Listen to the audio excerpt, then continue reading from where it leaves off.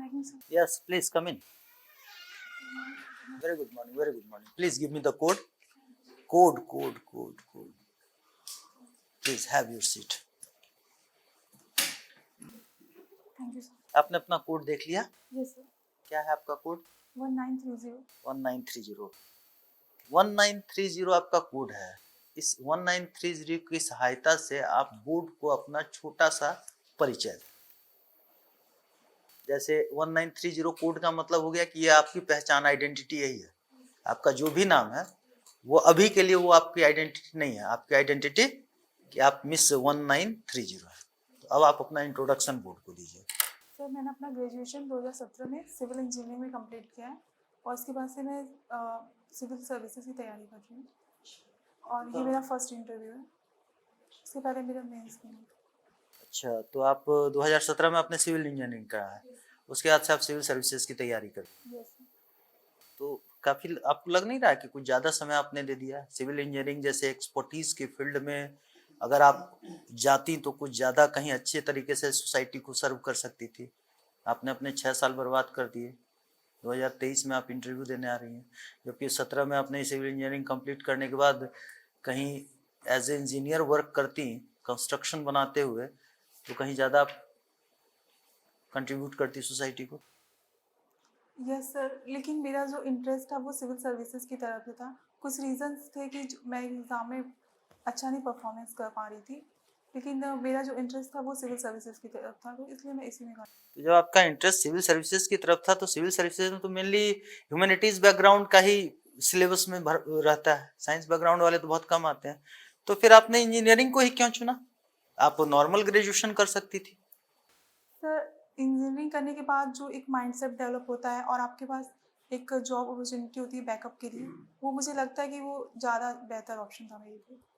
तो मतलब ये आपने इसलिए कर लिया कि आपके पास एक सेफ पैसेज रहे कि अगर मैं इधर सफल नहीं होती हूँ तो एज ए सिविल इंजीनियर मैं कहीं ज्वाइन कर सकती हूँ।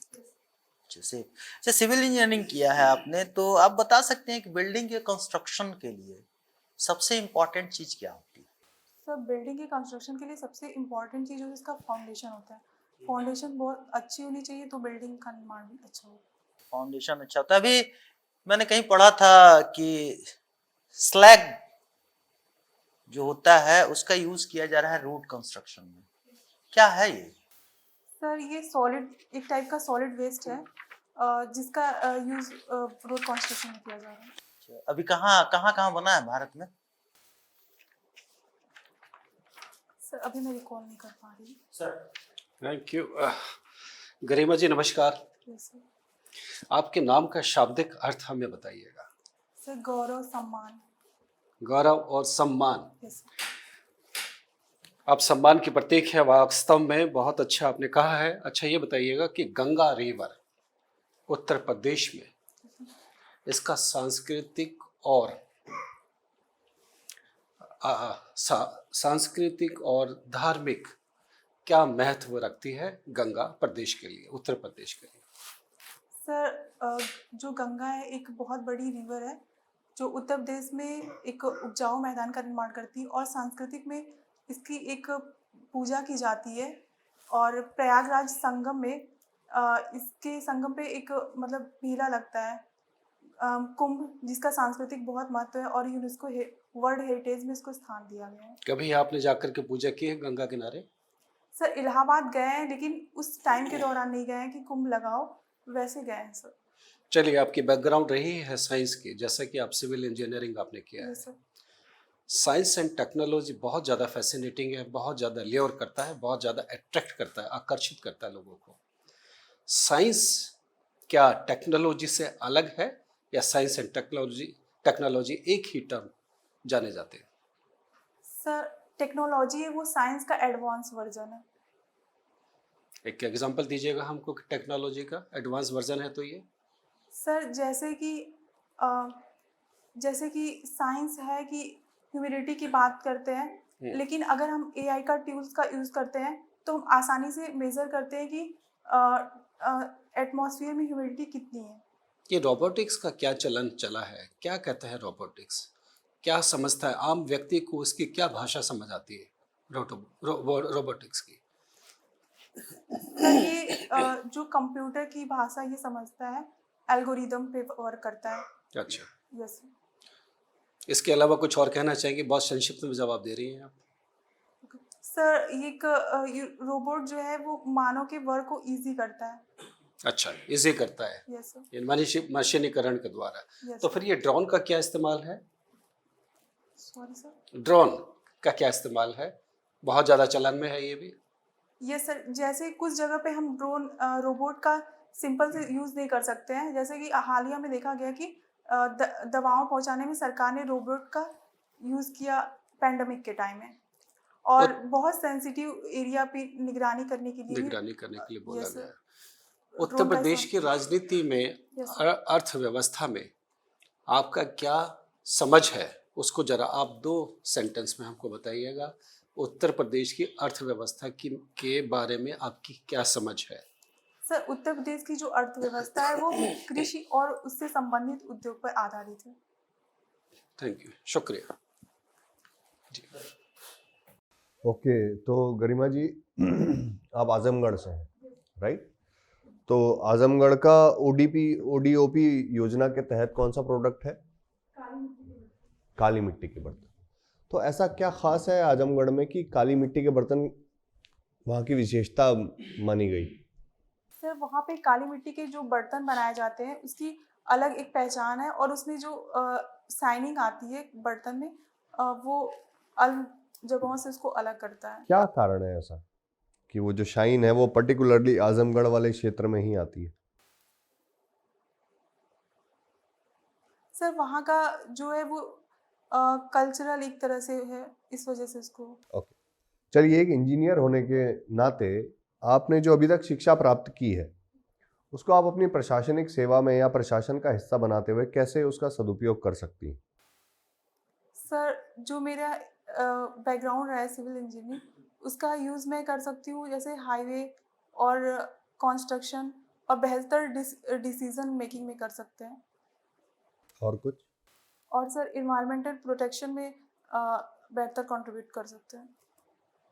अच्छा, ये बताइए, 8वीं अनुसूची संविधान की, तो थोड़ा इसके बारे में प्रकाश डालिए, इस पर क्या है ये?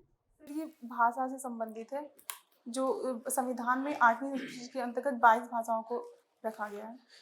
क्या ये हमेशा से 22 थी, 1950 से 22 थी, या? नहीं सर, पहले इसमें जहाँ तक मैं रिकॉल कर पा रही हूँ 14 भाषाएं थी, उसके बाद से संशोधन के माध्यम से इसमें और भाषाएं जोड़ी गई हैं। तो वर्तमान में कितनी है? तो जो लास्ट अमेंडमेंट था उसके द्वारा जो जोड़ी गई वो कौन कौन सी भाषाएं थी, बता सकती हैं? Sir, sorry sir. अच्छा, ये बताइए कि राजभाषा आयोग, इसका प्रमुख कार्य क्या है?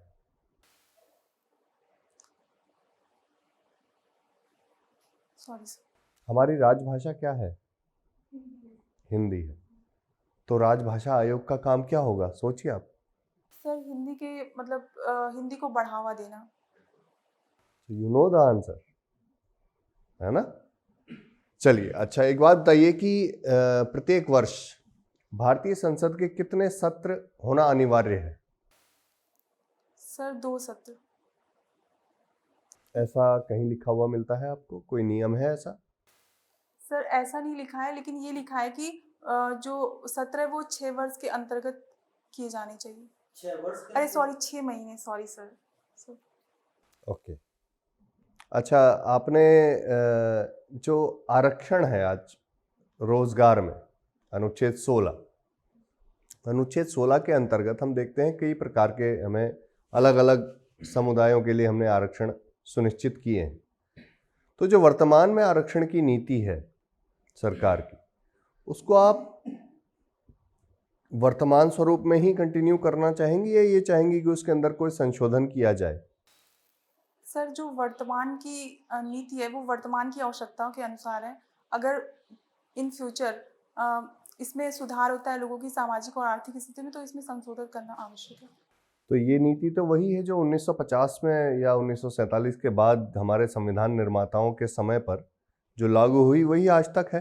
सर, सॉरी सर, इसमें अभी इकोनॉमिक वीकर सेक्शन के अंतर्गत भी आरक्षण दिया। चलिए ठीक है, एक छोटा सा परिवर्तन किया गया कि आर्थिक रूप से जो कमज़ोर वर्ग हैं उनको आरक्षण दिया जाए, लेकिन बाकी चीज़ें तो सेम है। क्या उसमें भी परिवर्तन की गुंजाइश नहीं है? सर वो सरकार इस पे जांच करेगी, उसके हिसाब से डिसीजन लिया जाता है। अगर वर्तमान में अभी लोगों का रिप्रेजेंटेशन उस हिसाब से नहीं है, तो इसलिए अभी वही नीति मुझे लगता है कि सही है। एक तरफ जहां हम कहते हैं कि लड़का लड़की एक समान, ठीक है, हर चीज़ में महिलाओं को बराबरी का हक मिलना चाहिए, क्या यहाँ पर सेवाओं में, नौकरियों में लड़कियों को आरक्षण देना, क्या इजंट इट एन आयरनी, क्या ये विरोधाभासी बात नहीं है? सर महिलाओं का जो अभी रिप्रेजेंटेशन है वो बहुत कम है, लगभग जहाँ तक मैं रिकॉल कर पा रही हूँ 22% महिलाएं वर्ग में हैं। तो इस हिसाब से उन्हें एक मुख्य धारा में लाने के लिए अभी अनिवार्य है, मतलब अभी प्रासंगिक है। इसके बाद से अगर महिलाओं का जो पार्टिसिपेशन है इक्वल हो जाता है उनकी जनसंख्या के अनुपात में, तो उसको बाद में हटाया जा सकता है। चलिए, अच्छा ये बताइए कि 1 जनवरी 2024 भारत के लिए क्यों खास है? सर इस दिन इसरो का एक, सॉरी सर, वो ब्लैक होल के इन्वेस्टिगेशन के लिए इसरो ने एक मिशन लॉन्च किया था, उसका नाम सर मैं रिकॉल नहीं कर पा रही। अच्छा एक बात बताइए कि बेटी बचाओ बेटी पढ़ाओ, ये जो स्कीम है इसके बारे में कुछ बताइए। सर ये केंद्र सरकार की स्कीम है और इसके अंतर्गत जो महिलाओं का लिंग अनुपात है उसको, पानी पीजिएगा, सॉरी सर, पानी दीजिएगा, पानी सर, दीजिएगा। उसका जो महिलाओं का रिप्रेजेंटेशन है उसको बढ़ाने के लिए सरकार की योजना है कि लोग महिलाओं के प्रति जागरूक हों और जो लिंगानुपात में असमानता है उसको कम किया जा सके। अब इसके अंदर 2 पार्ट हैं, आपने देखे, बेटी बचाओ और बेटी पढ़ाओ। तो आज़ादी के इतने 75 साल के बाद भी आपको अगर ये नारा देना पड़े कि बेटी बचाओ, तो क्या आपको समाज में मानसिक एक आंदोलन की आवश्यकता नहीं है? सर कोई भी कार्य जो सामाजिक में धारणाएं चेंज करने में समय लगता है और इसे आंदोलन के माध्यम से इतने जल्दी समय में नहीं किया जा सकता है, तो लोगों का जो थॉट प्रोसेस है वो चेंज करने के लिए जागरूकता अभियान ही सही है।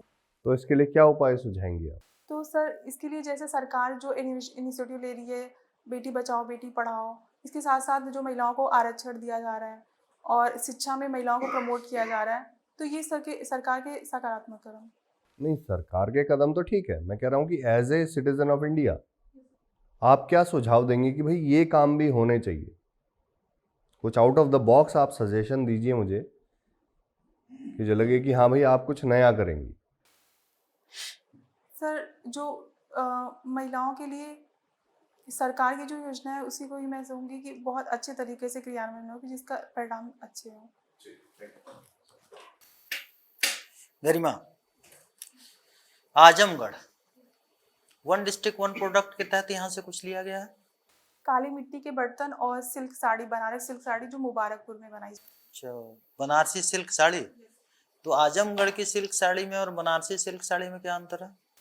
सर वो जो बनारसी सिल्क साड़ी है उसका मतलब प्रोडक्शन जो होता है वो मेन रूप से मुबारकपुर में ही होता है। आजमगढ़ की कोई कुछ प्रमुख पर्सनालिटीज के विषय में आप बता सकती हैं जिनका योगदान रहा हो कला संस्कृति के क्षेत्र में?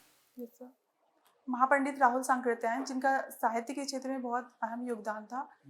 वो यात्रा वृत्तांत और के लेखक थे जिनकी रचनाएं हैं मतलब मेरी तिब्बत यात्रा, मेरी लद्दाख यात्रा। इसके साथ ही अयोध्या सिंह उपाध्याय हरिऔध जिनका साहित्य के क्षेत्र में बहुत योगदान था और इनका प्रथम महाकाव्य जो प्रिय प्रवास खड़ी बोली में प्रकाशित हुआ था।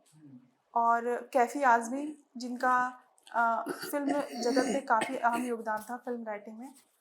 और इसके साथ साथ सिबली नोमानी जिन्होंने स्वतंत्रता आंदोलन में उनका योगदान रहा। सर अच्छा, मुझे एक चीज बताइए, उत्तर प्रदेश में महिलाओं के विकास के लिए क्या क्या कार्यक्रम चलाए जा रहे हैं, सामाजिक उत्थान के लिए, महिलाओं के कल्याण के लिए कह लीजिए? एक कन्या सुमंगला योजना है, सुकन्या समृद्धि योजना, उज्ज्वला योजना और बेटी बचाओ बेटी पढ़ाओ। और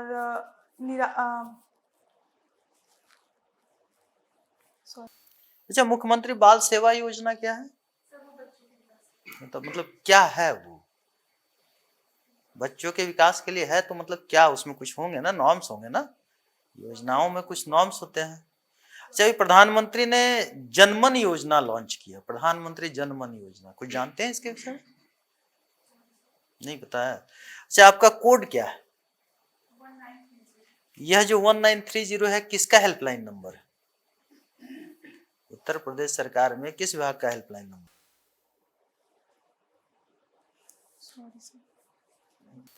चलिए, आप सिविल इंजीनियर हैं, आप एसडीएम बनेंगी या डीएसपी बनेंगे? एसडीएम छोड़ दीजिए, मान लिया आपका चयन डीएसपी के पद के लिए होता है, तो उसमें सिविल इंजीनियरिंग कैसे आपको काम देगा लॉ एंड ऑर्डर में?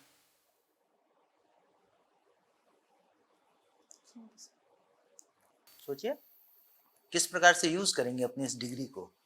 अगर मान लिया डिप्टी सुपरिटेंडेंट ऑफ पुलिस बन जाती हैं आप, तो कैसे इसको यूज कीजिए? नहीं कर पाएंगे, चलिए कोई नहीं।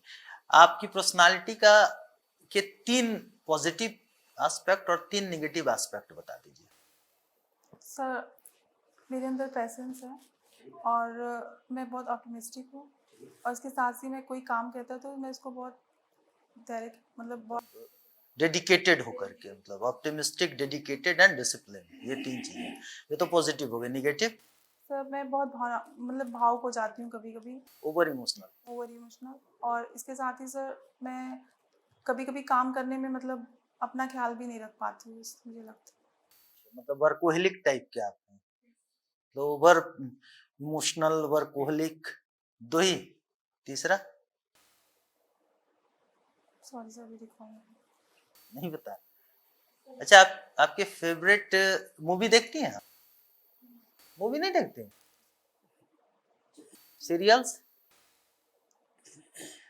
स्पोर्ट्स? स्पोर्ट्स में भी कोई इंटरेस्ट नहीं है? अच्छा, ये बताइए आपका इंटरेस्ट है किसमें? हॉबी क्या है आपकी? सर, मैं पढ़ना पसंद करती हूँ, और खाली टाइम में मैं मॉर्निंग वॉक और लोगों से बातें करना मुझे पसंद लोगों से बातें करना। किस एज ग्रुप के लोगों से बात करती हैं आप? अच्छा, आप मतलब यंग एज ग्रुप के लोगों से। तो इसके दौरान आप क्या, आपका अनुभव क्या रहा? क्या कुछ सीखने को मिलता है? ये सर, लोगों के साथ इंटरेक्शन करने का जो बेहतर इंटरेक्शन कर पाती हूँ, और लोगों की बातों को मैं समझ पाती हूँ। तो आपने देखा होगा यूथ की क्या समस्याएं हैं, लोग समस्याएं भी आपसे कहते होंगे। आज के यूथ की समस्या क्या है? Sir, okay, thank you.